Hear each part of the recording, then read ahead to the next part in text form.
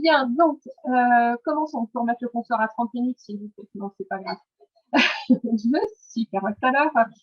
Je suis doctorante au laboratoire de l'ELTN, qui est le laboratoire lorrain de psychologie et de neurosciences de la dynamique et du comportement à l'Université de Lorraine, donc en France. Et je suis également enseignante et formatrice d'enseignants. Je vais vous faire passer les partenaires de notre thèse pour entrer directement à cette présentation qui porte sur le ralentissement de la parole pour améliorer la compréhension de l'enfant porteur d'autisme.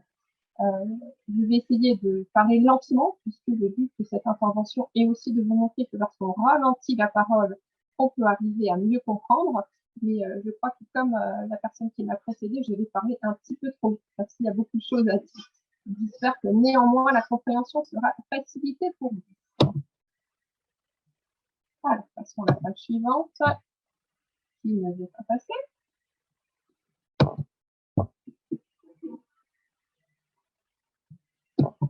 Très bien. Alors, concernant le plan, donc, après avoir défini le cadre théorique de ma recherche, je vais vous exposer la méthode expérimentale ainsi que les premiers résultats que nous discuterons. Et en transition, je vais simplement citer en bas de ma présentation le témoignage de Daniel Tammet, qui est un adulte autiste célèbre et qui raconte par exemple que Burcharan parlait très vite et je le trouvais parfois difficile à suivre. Il me fallait du temps pour répondre. Ce témoignage-là est très représentatif finalement de ce que de nombreuses personnes avec autisme, comme Daniel Tammet, vivent au quotidien. Il dit éprouver des difficultés face à la vitesse de la parole, et cela peut entraîner souvent un retard de réponse, qu'on appelle le temps de latence, et de compréhension aussi. Concernant le contexte théorique, dans ces 20 dernières années environ, de nombreuses études ont montré que le ralentissement pouvait améliorer certaines dimensions langagières. Donc, des études se sont particulièrement intéressées aux enfants dyslexiques ou dysphasiques, donc à l'instar des 3 premières études. Je vous laisse les découvrir en même temps. Puis ensuite aux enfants porteurs d'autisme. Il est clair que les expérimentations n'en sont qu'à leur début, puisque les données de ces recherches concernent aussi des petits effectifs, quasiment des enfants âgés de plus de 6 ans. Et là, nous savons à quel point il est important d'agir dès le plus jeune âge avec ces personnes, avec ces enfants porteurs d'autisme, lorsque la plasticité cérébrale est plus importante.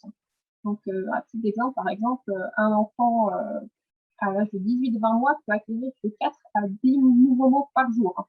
Donc, ça montre l'importance d'arriver à bien les entendre, pour bien les comprendre et pour pouvoir les répéter ensuite. L'une des originalités justement de la recherche que je mène, et je vous en exposerai une partie de cette phase exploratoire, a été de tester le ralentissement au niveau de la compréhension verbale sur un échantillon de 22 enfants avec autisme. Et ce sont là tous de jeunes enfants âgés de 4 à 6 ans, comparé à 40 autres enfants tout jeunes. Suite aux recherches tout à la fin de Carole Tardif, nous avons décidé de ralentir le débit de la parole à la vitesse à 30%, le débit de parole à 70%. Ce ralentissement-là serait très efficace, notamment pour améliorer la cognition verbale chez les jeunes enfants porteurs d'autisme. Nous avons formulé 3 hypothèses dans cette phase exploratoire de notre recherche. La première, le ralentissement de la parole, du débit de la parole classique, la compréhension verbale. La deuxième hypothèse, le ralentissement se montre encore plus efficace lorsque les stimuli sont complexes. Et la troisième hypothèse, l'enfant répète plus fidèlement quand c'est ralenti. Concernant la méthode, comme je l'ai dit tout à l'heure au niveau des participants, il y a eu 22 enfants porteurs d'autisme qui ont été scolarisés en incluant dans les classes maternelles, qui ont été comparés à 40 élèves tout venant, également âgés de 4 à 6 ans, scolarisés en moyenne et grande section de l'école maternelle, ou alors de l'enseignement, comment on peut l'appeler, en maternelle, je crois qu'il y a l'équivalent qui porte un autre nom, c'est les premières années de l'enfant. Concernant les méthodes, donc, nous avons effectué plusieurs mesures et nous avons utilisé l'application Logiral, c'est un logiciel de ralentissement développé par Tardif et Dessler pour ralentir le débit de la parole. On a fait aussi après un logiciel de time stretching. Cette application Logiral ralentit de façon synchronisée le son et l'image présentés à l'écran sur une tablette ou avant sur un ordinateur et il présente l'avantage d'être gratuit d'être facile et simple d'utilisation. Ce en quoi il peut intéresser les enseignants, car ce sont des critères qui rendent possible une utilisation en classe. Nous avons utilisé, pour mesurer les éventuels bénéfices du ralentissement, avec la concentration de 16 concepts verbaux issus du test de BEUM 3. Donc, le BEUM 3 utilise des concepts qui sont plutôt de l'ordre de la qualité, de l'espace, du temps, de la quantité, et sont très très importants pour comprendre ensuite les consignes, pour apprendre aussi à lire. On en a parlé tout à l'heure au niveau de la littératie, pour faire des mathématiques. Et ensuite, un troisième test qui a été utilisé, c'est la NEPSI 2 pour mesurer les éventuels effets positifs du ralentissement avec une réponse qu'on appelle la répétition de phrases. Donc là aussi, il y a des phrases, on va voir des exemples tout à l'heure, qui vont être de plus en plus longues et de plus en plus complexes. Et les enfants devront les répéter le plus fidèlement possible. Je vais vous montrer tout de suite un exemple donc, du test de BEUM, donc l'épreuve de sucette, et je vais vous montrer la différence entre la vitesse RTS, qui est la real time speed, donc la vitesse réelle, et SDS, qui est slow down speed, donc la vitesse que nous avons ralentie. Donc, voilà l'exemple avec les sucettes.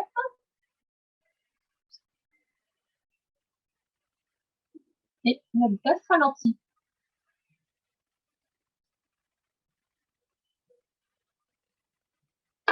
On à présent un exemple de la NEPSI. Alors ici, nous avons deux planches. En fait, pour éviter que les planches soient toujours identiques, nous avons utilisé deux séries de planches avec des exemples qui ont toujours été les mêmes. Donc là, par exemple, pour le concept. Concernant la NEPSI, donc les phrases sont coordonnées de 1 à 20 et 25, et vous voyez bien la complexité qu'il y a à chaque fois entre chacune des phrases. Donc la phrase 1, la phrase 3, la phrase 4, etc., de plus en plus long et de plus en plus complexe.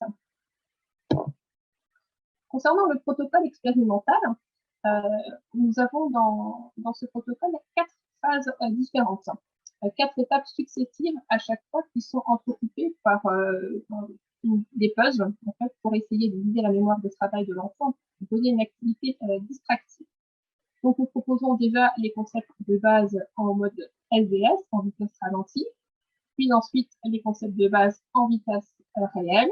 Ensuite, on proposera l'épreuve de répétition de phrases en vitesse réelle et l'épreuve de répétition de phrases en vitesse SDS, c'est-à-dire ralentie. Et à chaque fois, entre ces différents tests, nous avons bien sûr une petite activité distractive de plus. Et à chaque fois, les différents enfants ont contrebalance. Par exemple, avec l'enfant 2, on va commencer par les répétitions de phrases, l'enfant 3, etc. Donc, à chaque fois, on contrebalance pour éviter après toute mauvaise interprétation des résultats. Nous avons regroupé aussi des items en fonction de la difficulté pour mieux arriver à faire des comparaisons. Donc, la comparaison 1, on va regrouper les 16 items du concept du test du 2003. La comparaison 2, on va regrouper les 8 items les plus faciles, donc nommés sur, dedans, la plus grande, tout en haut. La comparaison 3 regroupera les items du concept de base les plus difficiles, sous, différents, autour. Et la dernière comparaison regroupera l'épreuve de répétition de phrases de la NEPSI. Je vous montre les premiers résultats. Donc, voilà. Concernant donc les résultats, on peut voir que tous les résultats sont significatifs pour toutes les 4 comparaisons, hormis la comparaison 2, qui regroupe les items les plus faciles. On constate également, si on regarde la deuxième colonne des moyennes, que les moyennes en SDS, donc en vitesse ralentie, sont toujours plus élevées que les moyennes pour les items en vitesse normale, en RTS. Et par exemple, voilà, la différence la plus grande après s'observe aussi quand on fait la comparaison des 16 items. Concernant la comparaison 4, la comparaison de l'épreuve de répétition des phrases, on voit que les résultats sont également significatifs. Je ne vous présente pas ici les tableaux, mais je vous ai dit qu'il y avait un groupe d'enfants porteurs d'autisme et un groupe d'enfants neurotypiques. Et on s'est aperçu finalement que pour les deux groupes, les résultats étaient significatifs. Donc, ce qui peut montrer que, on en parlera après, que le ralentissement va améliorer la compréhension de l'enfant porteur d'autisme, mais également finalement la compréhension de tous les enfants. On va rentrer un petit peu plus dans le détail concernant chacune des deux épreuves. puisque finalement, la question aussi était de se demander comment peut-on interpréter finalement la signification de ces résultats pour un enseignement qui, lui, va s'intéresser au ralentissement pour améliorer l'apprentissage de ses élèves.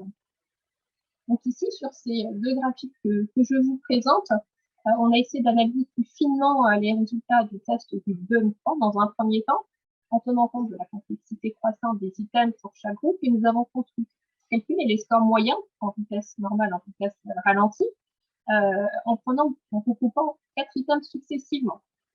Donc là, les résultats montrent que les enfants porteurs d'autisme n'obtiennent 100% de réussite qu'au premier item, donc l'item montre-moi. Pour les 3 premiers items, la moyenne est quasiment identique en vitesse réelle, en vitesse ralentie. On interprétera ensuite les résultats. Et ensuite, pour tous les autres items, la moyenne est toujours supérieure quand il s'agira de la vitesse ralentie. À l'exception de l'item 5 tout en haut et de l'item 14 peu, qui sont sans doute des items qui sont des concepts qui sont connus de ces enfants. Les gains, que l'on peut voir en rouge aussi par rapport à ces regroupements d'items, sont aussi à chaque fois importants en mode ralenti. On constate aussi que les gains sont de plus en plus importants quand la complexification des items est plus grande.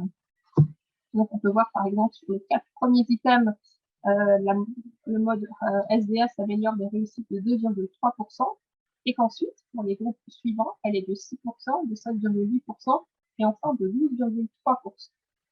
Concernant le graphique que nous avons à côté à droite, et qui concerne les enfants tout venant, leur réussite est de 100% aux 4 premiers items. Jusqu'à l'item 10, leur réussite est quasiment identique, voilà, sauf à l'item 8, par exemple, il manque. Et ensuite, de l'item 11 à l'item 16, les moyennes sont toujours supérieures lorsque la vitesse est ralentie. Les gains les plus importants, notamment, apparaissent sur les 6 derniers items. Donc là, en moyenne, par exemple, sur les 4 premiers items, le mode en vitesse ralentie améliore les résultats au départ de 0%, puisqu'on est à 100% de réussite au départ. Et ensuite, respectivement, pour les 3 autres groupes, de 0,8, de 6,8 et enfin de 12,8%. Donc, à l'aide de ces graphiques-là, nous avons pu conclure que l'aide fournie par le ralentissement est la plus importante lorsque les concepts présentés deviennent plus complexes, c'est-à-dire avec un faible taux de réussite forcément en mode non ralenti, comme pour les derniers items de l'épreuve de compréhension de concept, ce qui nous amène alors à confirmer notre hypothèse 2 au résultat de cette épreuve. Concernant les résultats de la seconde épreuve, qui est l'épreuve de répétition de phrases de la médecine. Donc là, nous avons procédé comme précédemment. Donc, comme la difficulté néanmoins augmente rapidement dans cette épreuve, nous avons regroupé les items, les phrases par 2. Donc, on peut voir les résultats en RTS que ça chute très très rapidement entre la phrase 2 et la phrase 3. Donc, de la phrase 4 à la phrase 8, les performances continuent ensuite de décroître. Et entre la phrase 9 et la phrase 16, les scores sont faibles et demeurent proches de 0% quasiment, 0,5%. En mode ralenti, ce sont les phases 3, 4 et 5 qui bénéficient le plus du ralentissement. Donc là, on a calculé en moyenne sur les 2 premiers items, le mode en vitesse ralentie améliore les résultats de 7,9%, et respectivement ensuite sur les regroupements suivants de 27,3%, beaucoup plus, de 12,5%, de 4,6%, et ensuite on est proche de 0, 0%, 1,1, 2,3 et 1,1 à 10. Concernant les enfants tout venant, donc le graphique de droite, les résultats en vitesse normale enregistrent 100% de réussite aux phrases 1 et 2, et ensuite ça décroît à nouveau lentement de la phrase 3 à la phrase 6. On voit également que les 5 derniers items de la phrase 12 à la phrase 16 ne dépassent pas non plus les 7,5% de réussite. Donc on peut voir, comme pour les enfants TSA et les enfants neurotypiques, que l'amélioration observée sur l'histogramme dessine une forme de cloche. Pour les enfants avec TSA globalement moins performants à cette épreuve, le sommet de la cloche se situe au niveau de la phrase 3 et 4, contre 7 et 8 pour les enfants tout venant. Ces résultats donc, nous montrent que tous les élèves, aussi bien TSA que neurotypiques, répètent significativement plus fidèlement quand les phrases sont entendues en mode ralenti, et que le ralentissement procure une aide efficace lorsque le degré de difficulté n'est pas trop éloigné du niveau de réussite auquel l'enfant accède sans ralentissement. Ainsi, voilà, l'apprentissage reste à la portée de l'enfant et dans une zone, donc la zone proximale de développement, la zone proche de développement ou zone proximale de développement du bigotis. Concernant la discussion, donc nous nous attendions à observer que le ralentissement améliore la compréhension verbale des jeunes enfants porteurs de troubles du spectre de l'autisme, et nos résultats ont confirmé cette hypothèse. Avec un support langagier qui n'est pas le même que ceux que l'on peut trouver dans d'autres études précédemment, nous confirmons que le ralentissement de la parole à 70% améliore la cognition verbale des enfants porteurs de troubles de l'autisme. Comme nous l'a montré également le précédent graphique, le ralentissement se montre encore plus efficace lorsque les stimuli sont complexes, ce qui peut représenter une aide substantielle pour les enfants porteurs d'autisme qui réalisent les progressions les plus importantes. Ensuite, concernant l'épreuve de répétition de phrases de l'année psy2, les résultats montrent que les élèves répètent plus fidèlement quand c'est ralenti, mais à condition que le degré de difficulté ne soit pas trop éloigné de la zone proximale de développement. Enfin, soulignons que lors des passations, la plupart des élèves avec PSA, qui est 14 sur les 22 élèves interrogés, soit 65%, ont exprimé leur préférence pour le mode ralenti. J'aime mieux, doucement, je préfère, moins vite, je comprends mieux quand c'est ralenti, j'entends mieux, encore, ont été quelques-unes de leurs réponses. Enfin, concernant les limites et les perspectives, il y a plusieurs limites forcément à prendre en considération. Tout d'abord, en tant que les résultats ne sont pas bien sûr généralisables, puisqu'on ne peut les étendre, merci, à toute la population autistique. La recherche a porté là sur 22 enfants porteurs d'autisme, et aussi à leur âge, qui est âgé de 4 à 6 ans, dans ce contexte d'inclusion scolaire. On se doit d'ailleurs se demander ce qu'auraient été les résultats si ils avaient passé un temps plus long, puisque là, finalement, ils n'ont pas bénéficié, on a bénéficié d'un temps très, très court d'exposition au ralentissement. On peut également parler de la variation de la vitesse, puisque, comme l'équipe, par exemple, de l'aider et collaborateurs, d'autres vitesses également auraient pu être proposées, et peut-être même, pour aller encore plus finement, adaptées au degré de sévérité de l'autisme. Enfin, voilà, souvent l'importance de l'aide du ralentissement chez les enfants porteurs d'autisme, parce que cela se révèle être une stratégie efficace pour améliorer les apprentissages.